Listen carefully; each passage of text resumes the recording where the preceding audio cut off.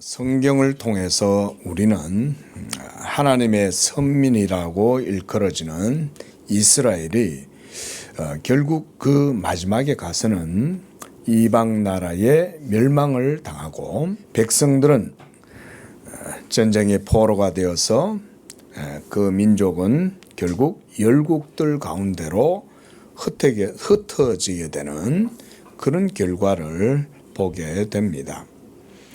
이런 역사를 보면서 우리는 어떻게 하나님의 택하신 족속이었던 이스라엘이 그렇게 이방 나라들에 의해서 무너지고 결국 역사 속에서 사라지게 되었는가, 이런 의구심을 갖게 됩니다.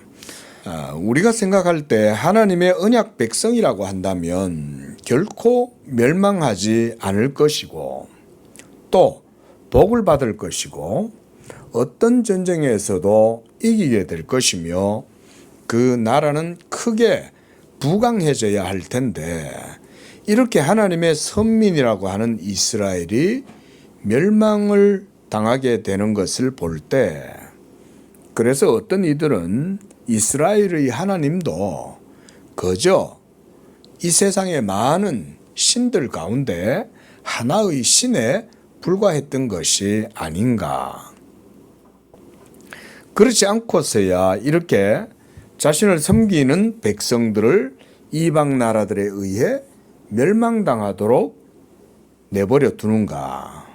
이런 생각들도 하게 되는 것입니다.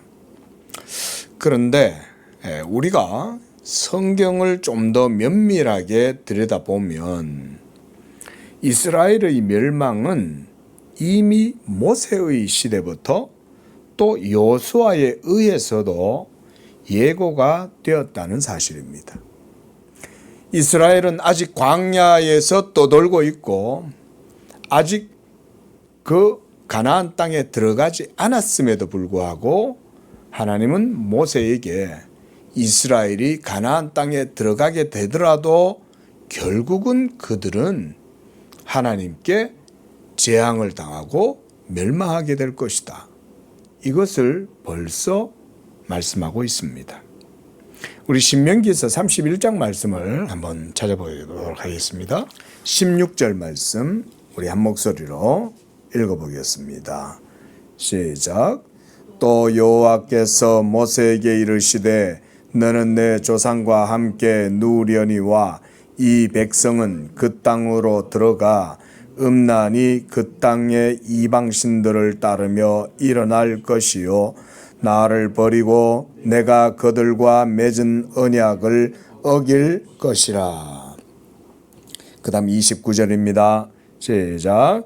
내가 알거니와 내가 죽은 후에 너희가 스스로 부패하여 내가 너희에게 명령한 길을 떠나 여호와의 목전에 악을 행하여 너희의 손으로 하는 일로 그를 경노하게 함으로 너희가 후일에 재앙을 당하리라. 지금 모세는 그 땅에 이스라엘 백성이 들어가게 될 것이지만 후일이 되면 범죄함으로써 결국 하나님께 재앙을 당할 거다, 지금 이렇게 얘기하고 있죠. 놀라운 얘기죠. 자, 한 번 더 찾아보겠습니다. 이번에는 여호수아서 23장 13절 말씀입니다. 시작. 확실히 알라. 너희의 하나님 여호와께서 이 민족들을 너희 목전에서 다시는 쫓아내지 아니하시리니 그들이 너희에게 올무가 되며 덫이 되며 너희의 옆구리에 채찍이 되며 너희의 눈에 가시가 되어서 너희가 마침내 너희의 하나님 여호와께서 너희에게 주신 이 아름다운 땅에서 멸하리라. 자, 그 다음 15절입니다. 시작. 너희의 하나님 여호와께서 너희에게 말씀하신 모든 선한 말씀이 너희에게 임한 것 같이 여호와께서 모든 불길한 말씀도 너희에게 임하게 하사 너희의 하나님 여호와께서 너희에게 주신 이 아름다운 땅에서 너희를 멸절하기까지 하실 것이라. 그 다음 15절도 16절도 읽습니다. 만일 너희가 너희 하나님 여호와께서 너희에게 명령하신 언약을 범하고 가서 다른 신들을 섬겨 그들에게 절하면 여호와의 진노가 너희에게 미치리니 너희에게 주신 아름다운 땅에서 너희가 속히 멸망하리라. 자, 우리가 모세와 여호수아를 통해서 하나님이 하신 말씀들에 대해서 봤습니다. 자, 보면 결국 이스라엘이 범죄함으로써 멸망을 당하게 될 것이라는 것을 벌써 이렇게 예언을 하고 있다는 것입니다. 여러분, 이러한 성경의 역사와 증거가 우리에게 보여주고자 하는 그 교훈이 그러면 무엇일까요? 왜 하나님은 이스라엘 백성들이 가나안 땅에 들어가게 될 것이지만 결국 거기서 그들은 재앙을 당하게 될 것이다 라고 이렇게 말씀하시는 것일까요? 저는 성경이 먼저 인간의 전적인 타락과 그들 자신들의 힘으로는 결코 스스로 구원에 이룰 수가 없고 인간의 행위로는 하나님의 의와 생명에 이룰 수 없다는 것을 보여주는 것이다. 먼저 이렇게 생각을 합니다. 그런데 동시에 그러함에도 불구하고 하나님께서는 자기의 은혜와 능력으로 죄와 사망 가운데에서 전적으로 타락하고 부패한 인생들을 구원하시는 그런 하나님의 의지와 영광도 동시에 보여준다고 생각을 합니다. 그러니까 좀 더 간단하게 말해보면 이런 거예요. 성경은 인간의 불가능성을 분명하게 보여주는 거예요. 그래서 우리가 성경을 보면 성경은 인간의 자연적 상태를 아담 안에서 사망의 상태다 이렇게 말씀하고 있죠. 그리고 또한 사망의 상태인 이 세상 가운데 하나님의 아들이 오시고 그래서 그 아들을 통해서 하나님은 죄와 사망 가운데 있는 죄인들을 구원하시는 그 복음의 은혜와 또 영광을 그렇게 성경이 보여주는 것이죠. 이것이 성경 속에 분명한 그런 내용들이라고 하겠습니다. 마태복음 19장 26절에서 주님은 사람으로서는 할 수 없으나 하나님으로는 하실 수 있느니라 이렇게 말씀하셨어요. 이것은 구원의 가능성이 인간의 힘과 의지와 지혜 이런 것들로는 전적으로 불가능하다. 그러면 누가 할 수 있습니까? 누가 구원을 얻을 수 있습니까? 사람의 힘으로는 아무도 할 수 없죠. 하지만 하나님으로서는 하실 수 있다. 이게 예수님의 말씀이죠. 하나님께서 자기의 은총과 능력을 통해서 이런 불가능한 일이 하나님의 능력으로 이루어질 수 있다고 말씀하신 것입니다. 그와 같이 구약 이스라엘 민족의 역사가 바로 이러한 인간의 불가능성과 하나님의 가능성, 하나님의 은총과 자비와 진리와 또 능력에 의해서 얼마든지 이루어질 수 있다는 것을 성경이 우리에게 보여주는 것입니다. 하나님은 모든 것을 미리 아시고 모든 것을 그래서 자기의 이름과 영광을 위해서 예비하시는 것입니다. 여호와 이레, 여호와는 미리 아시고 준비하시는 거예요. 그래서 하나님은 그 모든 일들을 이루시는 겁니다. 우리 성도님들, 우리가 하나님을 이렇게 믿어 드릴 수 있기를 축원드립니다. 하나님을 이렇게 믿어 드려야 돼요. 그게 하나님께 영광을 돌리는 거예요. 우리가 사도신경 하는 것도 하나님께 영광을 돌리는 겁니다. 그렇게 고백하는 겁니다. 우리가 하나님을 바르게 고백하는 게 그래서 굉장히 중요합니다. 심지어 세상 사람들도 예전에 항수관 박사님, 지금은 고인이 되셨지만은 늘 그분 강조하시는 게 그거 있잖아요. 아침마다 출근할 때 거울 보면서 뭐 하라고 그랬어요? 이렇게 하라는 거예요. 이렇게 웃으라는 거예요. 세상 사는 사람들도 스스로 너는 참으로 아름답고 선하고 너는 잘 될 거야. 너는 정말 잘할 수 있어.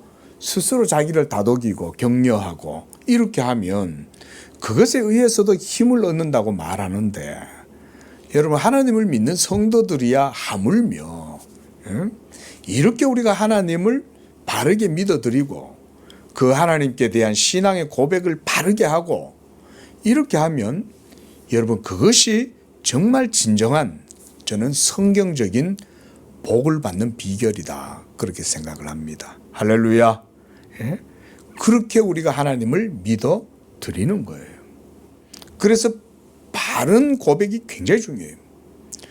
바른 고백이 있으려면 뭐가 있어야 됩니까? 바른 지식이 있어야 됩니다. 자기의 신념이나 자기의 열정을 가지고 하나님 제가 믿어 드릴게요 이게 아니에요. 하나님이 어떤 분인지를 알아야 돼요. 성경이 하나님을 어떻게 말하는지를 우리가 알고 듣고 그래서 그렇게 믿고 고백해 드려야 되는 거예요. 찬양이라는 게 다른 거 아닙니다. 우리가 뭐 멋진 세션맨들이 모여가지고 멋진 고가의 장비를 음악 장비, 음향 장비 갖다 놓고 성대하게 화려하게 찬양을 하는 것도 뭐 나쁠 건 없지만 그것만이 찬양은 아니에요. 이렇게 뭐 악기도 없고 이렇게 해도 우리 안에 하나님에 대한 바른 믿음의 고백이 있으면 여러분 하나님은 그걸 기뻐하십니다. 하나님을 우리가 그렇게 믿어드려야 됩니다. 하나님은 자기의 이름과 영광을 위하시고 하나님은 모든 것을 미리 아시고 그래서 자기의 이름을 위하여 준비하시고 그래서 모든 일들을 하나님의 뜻 가운데에서 이루어 가신다. 이럴 때 이제 우리가 할렐루야 이렇게 해야 되는 거예요. 이렇게 여러분이 고백하면 하나님이 그것을 받으시는 거예요. 그래 맞아. 나는 그런 존재야. 나 여호와는 바로 그런 이름이야. 네가 나를 바르게 고백하는구나. 네가 나를 바르게 찬양하는구나. 내가 너를 통해서 내가 영광을 받는다. 여러분 하나님이 그렇게 기뻐하면 여러분 보너스 받아요. 하나님이 기분 좋은데 그냥 있겠어요? 그래 내가 너에게 내가 너의 믿음에 합당하게 내가 은혜를 주겠다. 여러분 이렇게 하는 거예요 원래. 그 하나님을 잘 믿는 게 그래서 굉장히 중요한 거예요. 바르게 믿는 게 중요한 거예요. 바르게 믿어야 바르게 고백하고 그 고백을 통해서 하나님께 영광을 돌려드리는 것이죠. 죄와 사망 가운데 있는 여러분을 구원하시는 하나님은 그와 같이 미리 모든 것을 아셔요. 이렇게 믿어야 됩니다, 여러분. 여러분이 지옥 가지 않고 여러분이 하나님의 진노와 저주를 당하지 않고 구원을 얻게 되는 건 하나님이 여러분들을 미리 보시고 택하셔서 자기의 이름으로 여러분을 붙들고 계시기 때문에 우리가 지옥 가지 않는 거예요. 이게 팩트입니다. 이게 성경적 팩트, 사실이에요. 이게. 내가 열심히 하고 내 의지와 내 공로와 내 선함으로 뭔가를 이루어간다? 여러분 우리 예수 믿는 성도들은 그렇게 생각하면 안 돼요. 하나님의 살아계심을 생각해야 돼요. 하나님이 여러분 빈 종이 짝이나 있을 그런 부적과 같은 존재가 아니잖아요. 하나님은 지금도 천하 만물을 창조하실 뿐 아니라 자기 말씀으로 유지 보존하시고 그뿐 아니라 기계적으로만 세계가 돌아가도록 내버려 두시지 않아요. 하나님은 언제든지 지구를 멈추어서 달이 멈추고 태양이 멈추도록 하실 수 있고, 히스기야가 하나님께 기도했을 때 하나님은 태양의 위도를 15도 뒤로 돌아가도록 해주실 수 있어요. 그걸 통해서 하나님이 보여주시는 게 뭡니까? 이스라엘의 하나님은 참신이다. 그거 보여주는 거죠. 우리가 믿는 예수 그리스도는 참 하나님이신 줄로 믿습니다. 그런 믿음을 우리가 가지고 있는 거예요. 이 세상의 그 어떤 것도 우리의 예수 믿는 믿음을 무너뜨릴 수 없고 그 기초를 빼뜨릴 수가 없어요. 우리의 믿음의 고백은 예수 그리스도 가운데 있고 그 예수 그리스도가 살아계신 참 하나님인 거예요. 그래서 하나님은 여러분을 모두 아시기 때문에 여러분이 불순종하고 완악하고 범죄하고 하나님께 신실치 못하고 또 늘 시험을 당해서 이리저리 흔들리고 휩쓸리고 또 성령을 근심하게 하며 계명을 어기고 육체를 따라서 행하고 그래서 하나님께 징계를 당해서 책망을 당하게 될 것도 하나님은 미리 아시는 거예요. 여러분, 이렇게만 보면 인간의 불가능성이 분명하게 드러나는 것이죠.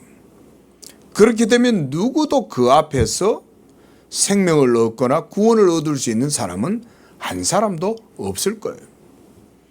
우리도 예수님을 믿지만 예수님을 믿는다고 하고 하나님의 성령의 은혜를 의지한다고 하지만 우리도 늘 이와 같이 실패하고 반복적으로 무너지고 늘 성령을 근심케 하고 때때로 마음이 완악해져서 하나님을 고의로 거스르기까지도 하는 것이 바로 우리 죄인들의 불가능성이에요. 저는 여러분들이 먼저 이것을 성경을 통해서 바르게 주목하시기를 바라요. 이것을 바르게 인지하지 못하면 왜 예수를 믿는지 또 복음의 가치가 얼마나 대단한 것인지를 인지하지 못해요. 왜냐하면 내가 가능성이 있다고 생각하기 때문에. 그래서 내 힘과 내 의지와 내 노력으로 그런 것들로 뭔가 하나님을 기쁘시게 할 수 있고 하나님의 의를 이룰 수 있다라는 이런 생각이 여러분 속에 있으면 그만큼 여러분들은 하나님 나라에서 변방으로 밀려나가는 거예요. 여러분들이 정말 하나님 나라를 누리기를 원한다면 예수님이 그래서 먼저 누구든지 나를 따르려거든 자기를 부인하고 자기 십자가를 지고 심지어 자기의 목숨을 미워하지 않으면 이렇게까지 말씀하셨어요. 여러분 그 말씀은 뭘까요? 인명을 경시하시는 것일까요? 그게 아니죠. 우리의 생명이라고 하는 것은 하나님의 영적 생명에 너무나 멀리 가 있는 거예요. 하나님의 나라와 의지에 너무나 거리가 먼 거예요. 도리어 적대적이에요. 하나님께는 적대적이에요. 그래서 나를 세우면 그리스도가 사라지고 나의 의를 내세우면 그리스도의 의가 없어지는 거예요. 그래서 자기의 생명조차 미워해라. 그게 우리가 믿는 복음의 말씀이죠. 우리는 하나님께 그런 신앙을 가지고 있는 거예요. 내가 죽지 않으면 내 속에 내 의에 대한 자랑은 늘 솟아오르고 그러면 복음의 의는 당연히 내 삶 속에서 사라지는 거예요. 그런데 이름에도 불구하고 예수 그리스도의 복음은 인간의 불가능성, 전적 부패, 무능력 가운데에서도 하나님의 은총과 자비와 능력과 의로우심, 선하심 이런 것들로 여러분들을 능히 구원하시고 새로운 피조물이 되게 하시는 것입니다. 이것이 복음입니다. 이렇게 우리를 구원하시는 하나님의 전능하신 능력과 은총과 자비하심은 그래서 하나님이 자기의 언약을 통해서 믿는 자들에게 이 구원을 주시는 거예요. 우리가 예수님만을 우리의 구원주요, 예수 이외에는 진리가 없다, 예수 외에는 길이 없다 라고 믿고 고백하는 것은 예수 그리스도만이 하나님의 언약의 본체요, 실체요, 본질이요. 그 예수 그리스도가 바로 언약의 유일한 중보자이기 때문에 그를 믿음을 통해서 우리가 이러한 하나님의 은총과 능력과 구원을 누리게 되는 것입니다. 얼마나 감사합니까? 그래서 목사는 늘 여러분들을 좀 자꾸 이렇게 좀 막 성경을 통해서 여러분들에게 여러분들이 어떤 존재인지에 대해서 말씀해 드려야 돼요. 우리는 불가능해요. 우리의 힘과 의지와 지혜와 능력으로 열정으로는 안 돼요. 내가 열정을 세우면 세울수록 도리어 하나님을 거슬러요. 내 의지와 내 공로와 내 수고와 내 노력의 의미를 자꾸 드높이면 드높일수록 우리는 그만큼 복음의 은혜에서 멀어져요. 성경에 기록된 계시의 말씀이 증거하는 바가 바로 이겁니다. 성경은 항상 이것을 우리에게 말씀하는 거예요. 하나님과 사람 사이에 맺어지는 이 언약을 통해서 하나님은 여러분들에게 찾아오시고 여러분들에게 말씀하시고 여러분들에게 하나님을 드러내 보이시고 또한 하나님을 알게 하십니다. 그게 바로 우리에게 주신 언약이에요. 우리는 그 언약 가운데에서 그 하나님을 알고 믿고 또 그 하나님과 인격적 관계를 가지니 그 하나님을 사랑하는 거예요. 주 예수보다도 귀한 것은 없네. 우리가 이 찬송을 부르고 고백할 수 있는 건 보이지 아니하는 예수를 그와 같이 사랑할 수 있는 것은 하나님이 그 언약을 여러분들에게도 허락해 주셨기 때문에 우리가 그 믿음으로 하나님을 사랑하는 겁니다. 또한 사랑하는 자들은 사랑만 하고 있지 않아요. 그 사랑에서 더 나아가서 하나님의 계명에 즐거이 헌신하고 순종하는 단계까지 나아가요. 그리고 하나님의 영광을 위해서 즐거이 헌신한다.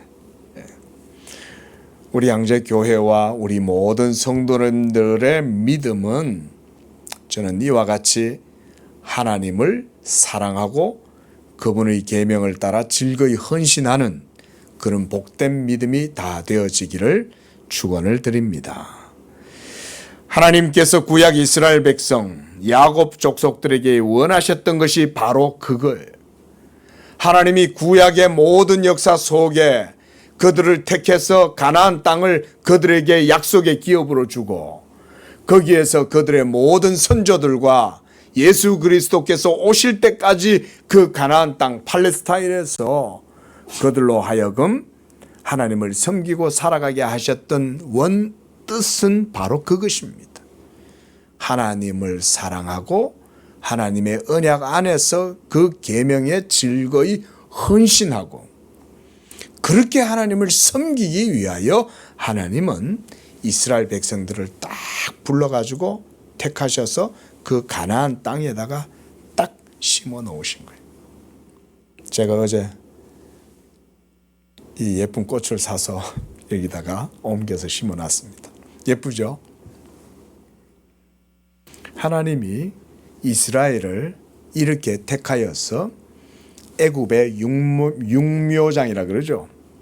애굽의 육묘장에서 잘 키워가지고는 이제 그 열매가 맺힐 때가 돼가지고 하나님이 그들을 가나안 땅에다가 딱 이렇게 갖다 심어 놓으신 거예요.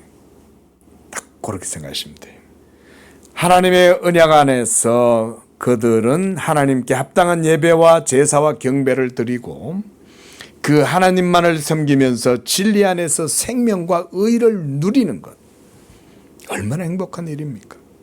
그 언약 안에서 하나님과 사람이 만나서 그래서 인애와 진리가 입맞추고 그래서 하나님을 믿음 안에서 그분의 사랑을 누리고 또 인간의 모든 삶의 영역이 하나님의 나라가 되고 하나님의 의가 그 백성들의 모든 삶 속에서 실천되고 이루어짐으로써 하나님께 전적인 영광이 되는, 하나님은 그런 나라를 원하셨던 거예요. 그게 가나안 땅에서 이스라엘 백성들을 하나님이 거기서 살도록 하신 목적이에요.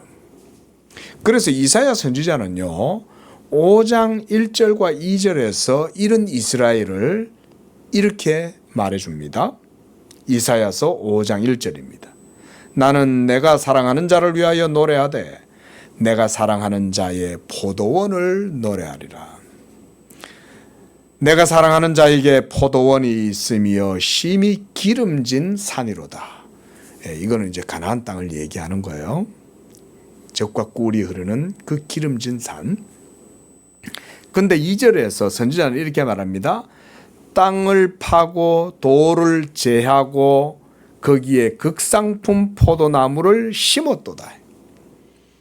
그리고 망대도 세우고 또 거기에 아주 극상품 포도를 따면 멋진 포도주를 만들기 위해서 술틀도 다 만들어 놨어요. 다 준비됐어요. 그런데 좋은 포도 맺기를 바랐더니 들포도를 맺었도다. 이렇게 선지자는 이스라엘을 향하여 말하고 있습니다. 하나님이 이스라엘을 택하고 야곱 족속을 애굽에서 뽑아서 하나님의 포도원인 가나안 땅에다가 심어서 이제 이 극상품 포도니까 이게 자라가지고는 아름다운 좋은 품질 좋은 그런 열매를 맺을 거라고 기대했건만 맺히는 건 들포도가 맺히더라 이 말인 거예요. 하나님이 얼마나 실망하셨겠어요. 여러분, 하나님께서 모든 것을 미리 아시는데 그렇다면 자기의 언약 백성 이스라엘이 이렇게 들포도를 맺게 되고 그래서 하나님의 마음을 상하게 하고 진노를 불러일으키고 징계를 받아서 결국은 북이스라엘은 아수르에, 남유다 왕국은 바벨론에 멸망당하게 될 것에 대해서 하나님은 다 아셨겠죠? 우리가 아까 신명기에서 말씀해서 봤잖아요. 그렇죠? 너희가 결국은 가나안 땅에 들어가서 여호와 하나님께 재앙을 당하게 될 거다. 하나님은 다 아시는 거예요. 근데 하나님은 다 아시는데도 이 모든 역사를 계속해서 지금까지 이끌어 오신 거죠. 그렇죠? 그렇다면 우리는 하나님이 다 생각이 있었다는 그런 생각을 해야죠. 하나님이 모르고 그냥 하시는 게 아니에요. 하나님은 이들이 가나안 땅에 들어가서 그 땅에 있는 여러 이방의 신들, 오늘 본문에 나오는 이 엘리야 선지자가 바알과 아세라 선지자들과 싸우잖아요. 여러분, 가나안 땅에는 바알과 아세라 선지자만 있는 것, 아세라 이 신들만 있는 것이 아니었습니다. 암몬 족속의 밀곰과 몰록과 또 시돈의 아스타롯과 모압의 그모스 신들, 풍요의 신, 대지의 신, 생산의 신, 이 모든 신들을 그들이 섬김으로 하나님께 진노를 당하고 재앙을 당하게 될 것에 대해서 하나님이 미리 말씀을 해 주시는 거죠. 미리. 오늘 본문 열왕기상 18장 내용은 이런 이스라엘이 점차 쇠락해져 가는 가운데에 여전히 하나님께서 자기의 언약과 은총과 선하심을 거두지 아니하시고 하나님의 종 엘리야를 불러 세우시고 자기의 언약을 다시금 그들 가운데 확고하게 재건하시는, 오늘 엘리야 선지자는 이스라엘 백성들을 향하여 다 이리 나와 이렇게 말하는 거예요. 처음에는 이스라엘 백성들이 다 멀찍이 떨어져 있었어요. 그저 엘리야와 바알 선지자들 850명과 영적 전쟁을 대결을 벌이고 있는 바로 그때 이스라엘 백성들은 뭐라고 있었냐? 멀리서 관망하고 있었어요. 어떻게 되나 두고 보자 이러고 있었던 거예요. 진짜 하나님이 살아 계실까? 우리가 섬기고 있는 이 이방의 바알과 아세라 신들이 그리고 그들의 선지자가 진짜 능력을 나타낼까? 여러분, 양다리를 걸치고 있는 게 아니라 어느 것도 믿지도 못하는 그런 불신앙의 상태 속에 그저 멀리서 그냥 강 건너 불국에 가듯 쳐다만 보고 있을 뿐이에요. 그게 이스라엘 백성들의 불신앙의 상태였어요. 그런데 바로 그때 하나님이 이 엘리야라는 선지자를 세워서 강력한 하나님의 능력을 드러내시는 거예요. 여러분, 엘리사 선지자 같은 이런 능력의 종이 여러분 사무엘 이후에는 없었습니다. 사무엘 선지자가 다윗이 왕이 되기 이전에는 사사시대의 제일 마지막 이 사무엘 선지자가 가장 이스라엘에 큰 영향력을 미쳤던 선지자였죠. 그래서 사무엘이 기도하면 그의 기도는 땅에 안 떨어졌어요. 왜냐하면 그에게는 하나님의 말씀이 있었기 때문에 그런 겁니다. 여러분, 하나님은 그렇게 하십니다. 제가 오늘 중요한 얘기를 여러 번 드렸는데요. 여러분, 하나님은 지금도 그렇게 하십니다. 명심하십시오. 여러분들 생각대로 세상이 움직이는 게 아닙니다. 하나님은 여러분들은 여러분들의 생각대로 또 주체적으로 행동한다고 하시고 결정하고 의지대로 행동해도 결국 일을 이루시는 것은 하나님이에요. 사울은 자기 아버지의 잃어버린 소를 찾으러 나갔어요. 그래서 하루가 지나고 이틀이 되어도 찾지 못하자, 야, 이제 도저히 못 찾겠다, 그냥 돌아가자 라고 했는데, 그가 그렇게 잃어버린 소를 찾아다니고 방황할 때 그건 하나님의 섭리였어요. 하나님이 사무엘을 만나게 하신 거예요.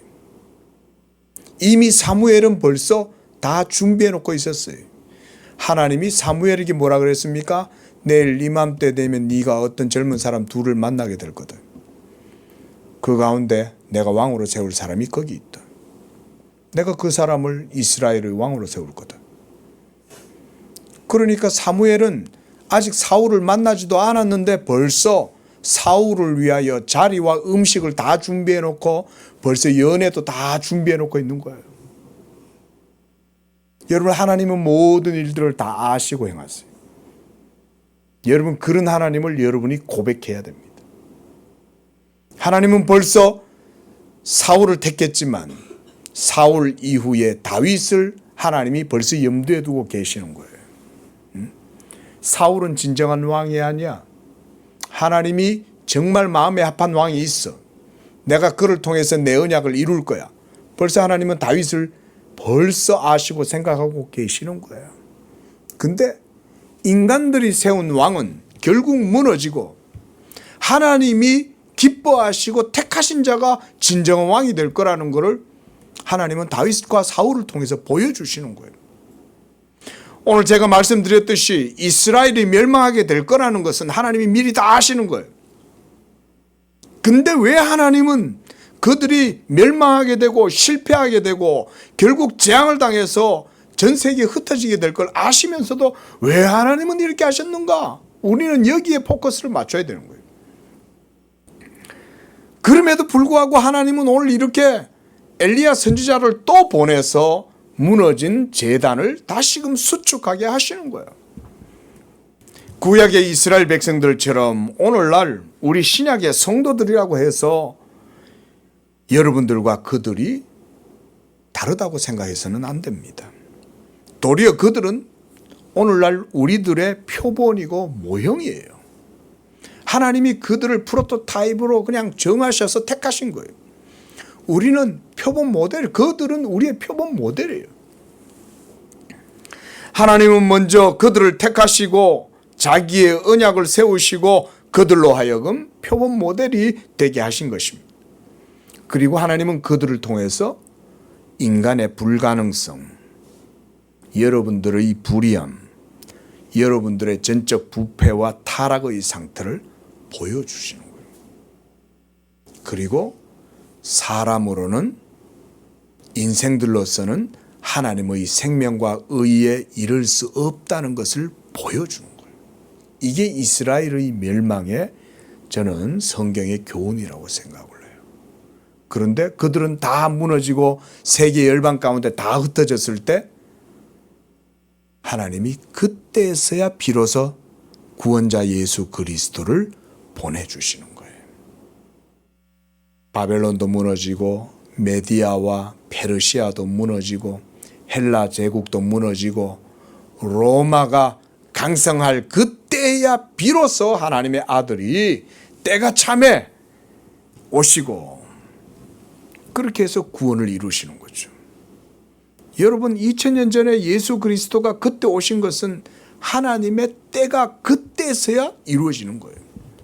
인간의 불강성이 완전하게 검증되고 인간의 행위로는 절대로 할 수 없다는 것을 완전하게 하나님이 드러내 보여주신 다음에서야 예수 그리스도의 성육신 사건이 그때서야 이루어지게 된 것입니다. 하나님이 그 모든 것들을 다 아셨음에도 불구하고 하나님의 때는 그때를 위하여 준비된 거예요. 그들의 불의함 속에서 오늘 이스라엘 백성들을 보십시오. 하나님 앞에서 머뭇머뭇거리면서 하나님도 믿지 못하고 엘리야도 못 믿고 그저 바알들 편에 서가지고 저 거짓신에 의지하고 있던 그들을 하나님이 자기의 언약을 위하여 엘리야를 보내는 거예요. 그래서 뛰어나고 탁월한 이런 종이 그 시대에 등장하게 된 것입니다. 제가 이번 주에 새벽 설교에서 잠깐 이 말씀을 전했는데 제가 거기서도 그 말씀을 드렸어요. 여러분, 이런 능력의 종, 기적을 행하고 비범하고 탁월한 비상한 이런 능력을 드러내 보이는 선지자, 하나님의 종들이 이 시대에 등장하는 게 좋을까요? 등장하지 않는 게 좋을까요? 여러분들은 어떨 것 같습니까? 막 나타나가지고 능력을 행하면 막 병자가 안전하게 일어나고 막 이런 거 보면 여러분 좋을 것 같죠? 여러분, 하나님의 뜻은 사실 그게 아닙니다. 기적을 일으키는 능력의 종이 나타나서 전국을 휩쓸면서 다크호스가 돼갖고 많은 사람들이 막 그를 따르고 이러면 좋을 것 같죠? 여러분, 그것은 불안의 징조예요. 그런 건 좋은 게 아니에요, 여러분. 그걸 아셔야 돼요. 그럼 뭐가 좋을까요? 사실은 그런 무슨 비범하고 비상하고 탁월하고 뛰어난 어떤 종이 안 나타나고 그저 평범하게 이렇게 교회에서 말씀 전하고 그걸 믿음으로 고백하고 듣고 감사하면서 이렇게 그냥 편안하게 예배 드리는 게 이게 제일 좋은 거예요. 저는 늘 그래서 평범함이 원래 가장 비범함이다. 이걸 좀 깨달아야 돼요. 우리나라 교인들은 특히. 막 무슨 기적이나 현상이 나타나야 그 뭐 있는 줄로 생각하고 그거는요 정말 천박한 믿음이에요. 천박한 신앙이에요. 기독교는 그런 게 아니에요.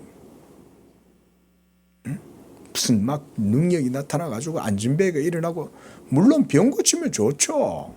아니 뭐 우리 교회도 예전에 송 목사님 지금이 안 계시지만은 송 목사님도 뭐 그래 아주 막 뭐 기적 같은 게 있잖아요. 뭐 그런 기적 같은 거야 하나님이 하시는 거니까.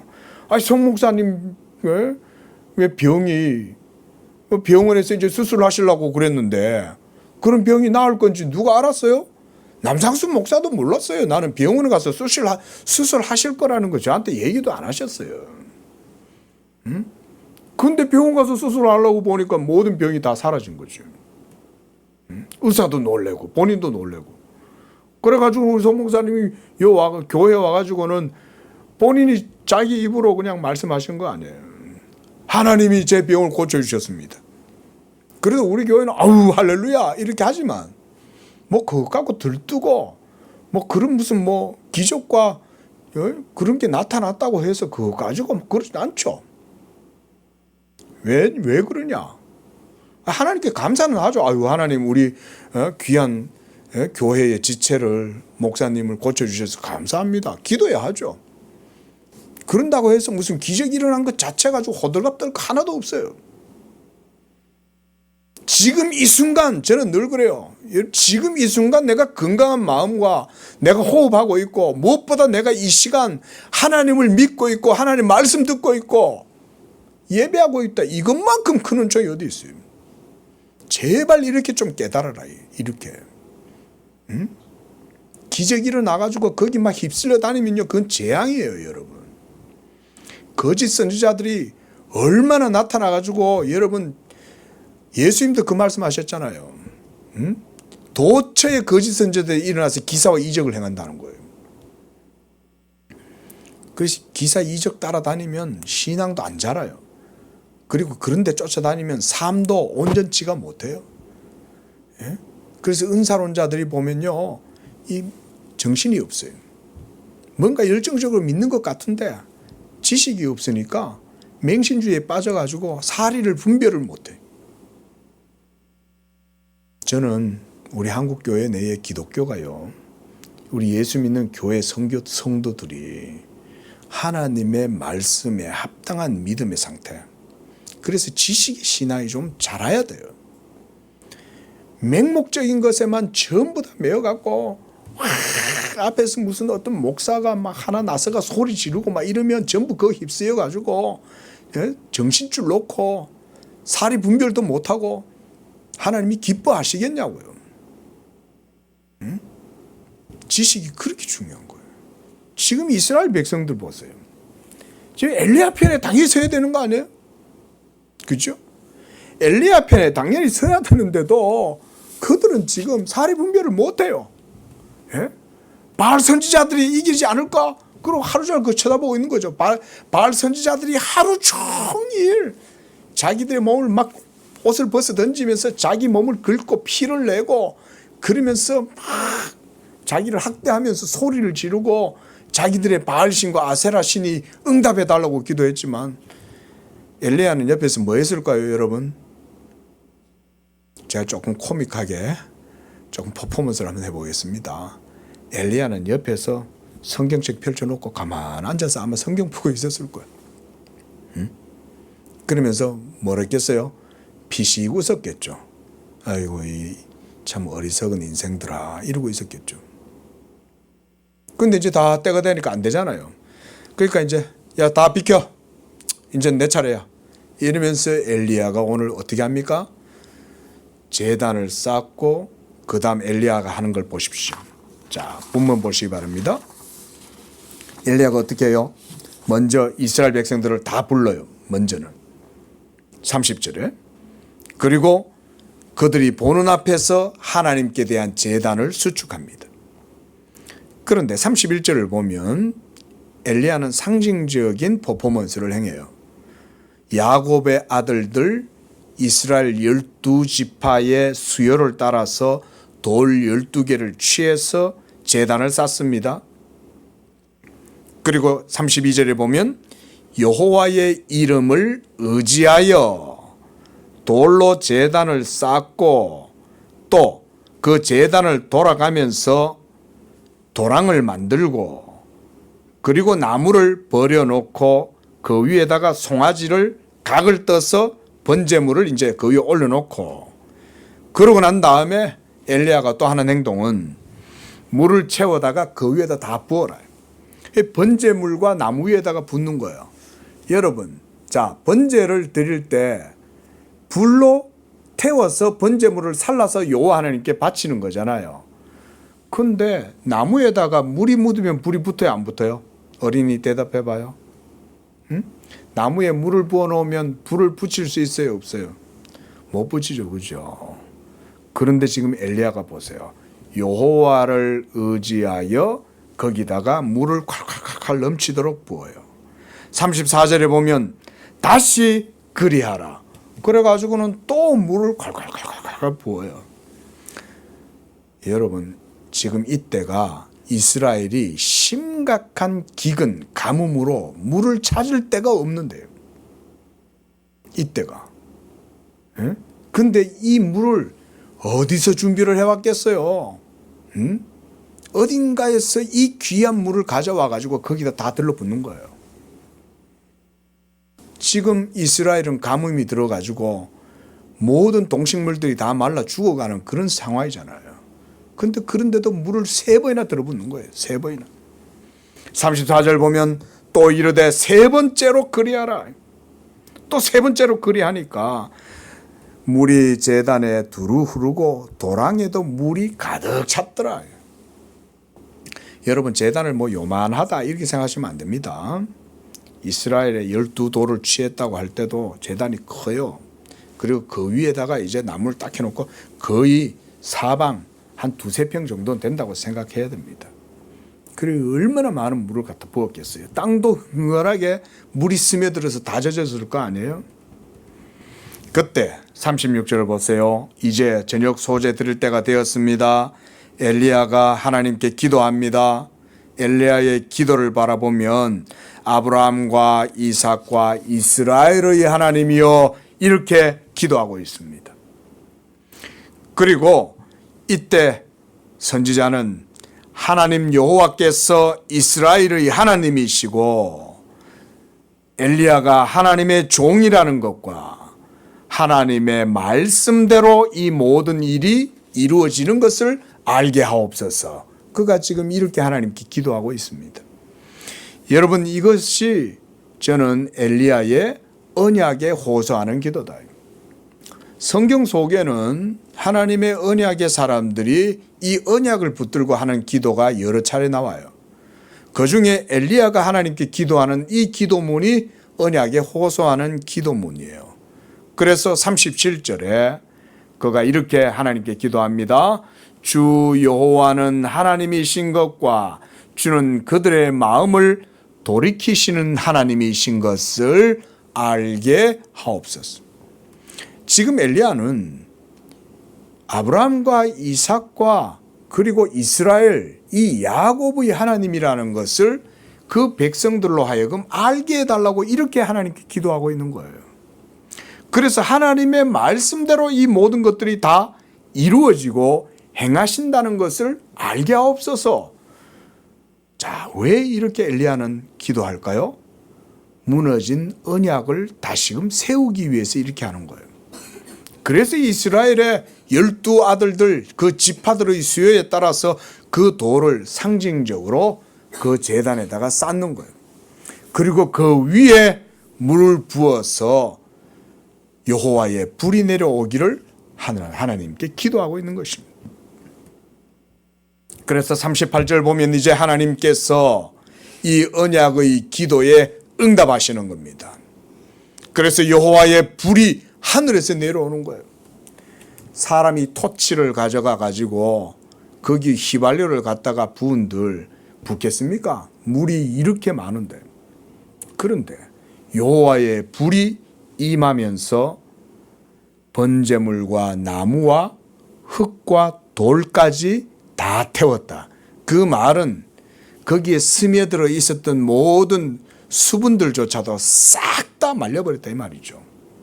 그리고 하나님이 엘리야가 드리는 그 번제를 받으시는 거죠. 바알과 아세라 선지자들이 하루 종일 그렇게 미치광이들처럼 막 날뛰어도 바알과 아세라는 가만히 있죠. 왜일까요? 그것은 가짜 신이니까 그런 거죠. 여러분, 또 귀신은요 어떻게 하는 줄 아세요? 여러분, 이것도 제가 참고적으로 말씀드립니다. 여러분, 귀신은요 써먹고는 버려버려요. 귀신은 어떻게 하냐면 막 꼬드기고 유혹해요. 야, 내가 너 한국 최고의 무당 만들어줄게. 야, 내가 너 대단한 내가 인물로 만들어줄게. 귀신이 이렇게 꼬드깁니다. 그러면 인간이 속아가지고는 막 거기에다 열심히 해요. 근데 나중에 어떻게 하는지 아세요? 귀신은 버려버려요. 그리고 죽도록 멸망하도록 내버려둬요. 이게 마귀가 하는 일이에요. 실제로 이렇게 합니다. 마귀가. 그리고 마귀는요 죽이려고 해요. 그냥 써먹고는 그냥 내버려 두는 정도가 아니라 내가 지옥 갈 때까지 내가 너 끌고 들어간다? 이렇게 합니다. 실제로 이래 합니다. 마귀는. 그래서 마귀가 높여주는 것 같아도요 절대 여러분 그냥 안 놔둡니다. 악마가 왜 악마겠어요 여러분? 악마는 살인마보다 더 잔인해요. 여러분들이 생각하는 것 이상으로 악마는 여러분들이 무슨 호러 영화에서나 보는 정도의 무슨 그런 여러분 살인마보다 훨씬 악합니다. 사탄은. 그러니까 이 바알과 아세라 선지자들이 이 귀신에 농락당해 가지고 막 꼭두각시들처럼 막 춤을 추고 막 해도 마귀는 그때 역사 안 해요. 왜? 여호와 하나님 앞에 되겠어요, 마귀가? 근데 하나님의 종, 여호와의 종 엘리야가 와가지고 하나님의 언약을 세울 때 더 이상 악마는 거기에 아무 힘을 못 쓰죠. 모든 거짓신들은 다 떠나가는 겁니다. 그래서 39절에 보면 모든 백성이 보고 엎드려 말하되 여호와 그는 하나님이시로다. 여호와가 진짜 하나님이구나. 이스라엘 하나님이 진짜 하나님이구나. 이거를 보여주는 거죠. 그리고 마지막에 어떻게 될까요? 엘리야는 이 40절에서는 율법을 실행합니다. 여러분 여기서 무슨 사람을 그냥 사육하고 죽이는 게 아니에요. 엘리야는 지금 뭔 일을 하냐면 하나님의 율법을 실행하는 거예요. 그렇게 해서 이게 신명기서나 출애굽기 같은 데 보면 너희의 땅에 거짓 선지자들 내가 말하지 않았는데도 말했다라고 말하고 내 말을 듣지도 않고도 내 말을 들었다고 말하는 자들에 대해서 살려두지 마라. 율법은 이렇게 말해요. 그래서 지금 엘리야는 하나님의 율법을 지금 실행하는 거예요. 그래서 하나님이 살아계시는 참 하나님이라는 것을 증명하고 난 이후에 그 모든 거짓 선지자들을 다 사로잡아. 바알 선지자 다 잡아. 아세라 다 잡아. 한 놈도 못 빠져나게 다 잡아. 그렇게 해가지고는 전부 다 사로잡아 가가지고 기손 시냇가로 데려가서 거기서 다 죽입니다. 여러분 이게 율법을 실행하는 거예요. 잔인하죠. 이렇게 보면 뭐 아무것도 모르고 앞뒤 맥락 없이 들으면 도대체 이스라엘 하나님은 어째 그리 잔인하냐.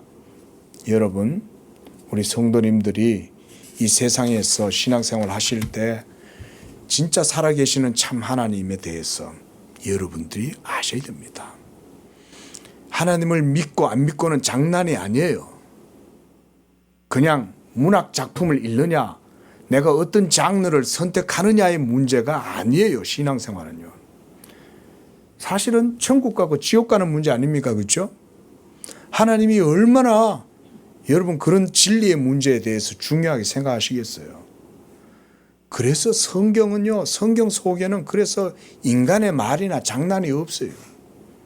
셰익스피어가 희극을 말하든 비극을 말하든 그거는 다 그냥 허구고 문학이에요. 성경은 문학이 아니에요. 성경은 여러분들의 영혼이 천국 가느냐 지옥 가느냐 하나님의 생명과 의에 이르느냐 하나님의 진노와 저주를 당하느냐라고 하는 영혼의 본질적인 문제에 대해서 얘기를 하는 거예요. 그게 무슨 장난이에요? 그만큼 하나님의 진리의 문제는 우리의 삶에 있어서 굉장히 중요합니다. 말씀을 맺겠습니다. 성도 여러분, 하나님은 우리를 다 아세요. 하나님은 이스라엘도 결국은 멸망하게 될 것을 다 아셨어요. 그럼에도 불구하고 하나님은 자기를 위하여 자기의 언약을 그들 가운데 항상 세우세요. 이 양재교회와 여러분들 속에도 하나님은 자기의 언약을 세웁니다. 그래서 여러분들과 하나님 사이의 관계를 합법적으로 이루 나가신 거예요. 저는 이걸 많이 강조해요. 하나님과의 관계는 인격적 관계지만 그 인격적 관계라는 건 무슨 나이브하게 그건 무슨 뭐 로맨틱한 그런 관계가 아니에요, 여러분. 예수를 믿는다는 것, 우리가 예수를 믿음으로 하나님과의 언약의 관계 가운데 선다는 것, 그것은 다름 아닌 하나님과 합법적인 관계를 가진다는 거예요. 의의 관계가 세워진다는 것입니다. 하나님은 이 이스라엘이 패망해 갈지라도 계속해서 자기의 종들을 보냈습니다. 오늘 우리는 그 엘리야 선지자를 통해서 하나님이 무너진 제단을 세워가시는 것을 봅니다. 저는 우리의 삶에서도 항상 여러분들의 삶 가운데 하나님께 여러분들이 쌓고 있는 그 예배의 제단, 신앙의 제단, 만약 이것이 여러분들의 삶에서도 흐트러지고 무너져 있다면 여러분들도 다시금 그 제단을 수축하실 수 있기를 바랍니다.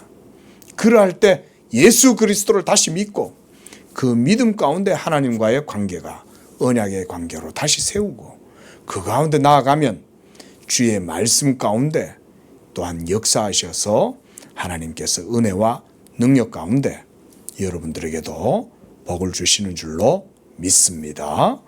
기도하겠습니다.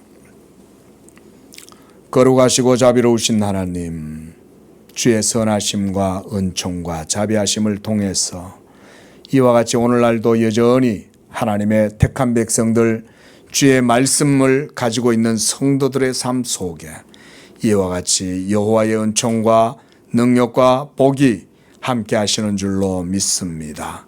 우리 성도들 신앙생활을 하다가 때때로 하나님께 대한 제단이 흩어질지라도 다시금 아브라함과 이삭과 야곱의 하나님의 그 이름으로 여호와의 이름을 의지하여 제단을 다시 쌓게 하시고 그래서 하나님과의 연약의 관계가 다시금 확립되고 예수 믿음을 통하여서 이 놀라운 복음의 은총을 누리는 복된 삶을 살아가도록 우리 성도들의 믿음에 축복하여 주시옵소서. 예수님의 이름으로 기도합니다. 아멘.